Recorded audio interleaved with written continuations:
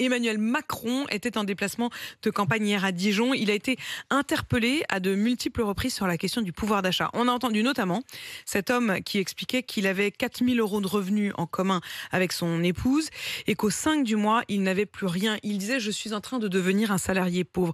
Comment est-ce qu'on peut expliquer ce sentiment ou cette réalité de déclassement ?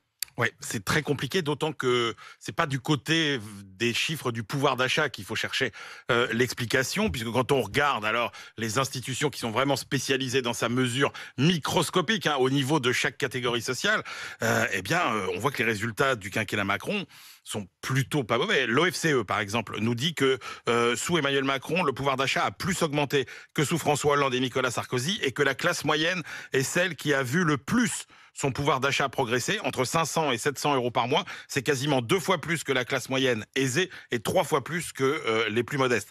L'Institut des politiques publiques estime que les gagnants du quinquennat Macron, ce sont les actifs qui travaillent. Donc le cœur de la classe moyenne, avec une hausse de 2,6% du niveau de vie. C'est plus que les retraités ou les chômeurs, notamment grâce à la baisse des charges et des impôts. Alors certes, il y a une partie de cette augmentation qui a été payée par la dette, évidemment, mais enfin, elle s'est retrouvée d'une façon ou d'une autre dans la poche des familles. Et pourtant, 6 Français sur 10 estiment que leur pouvoir d'achat a reculé sous la présidence d'Emmanuel Macron. Oui, alors qu'en fait, quand vous regardez les statistiques, elles sont immuables. C'est-à-dire que chaque année, vous avez à peu près 25% des Français dont le niveau de vie baisse et 75% des Français dont le niveau de vie augmente. Quand vous regardez les déclarations du fisc, chaque année, c'est à peu près la même proportion. Alors, il y a des raisons psychologiques. Il y a toujours 2 Français sur 3 qui pensent qu'ils ont perdu en pouvoir d'achat. Là encore, quand vous faites les enquêtes au fil des décennies, il y a toujours 2 Français sur 3 qui pensent que leur niveau de vie s'est dégradé. Mais il y a aussi des vraies raisons. L'augmentation des dépenses contraintes, bien évidemment,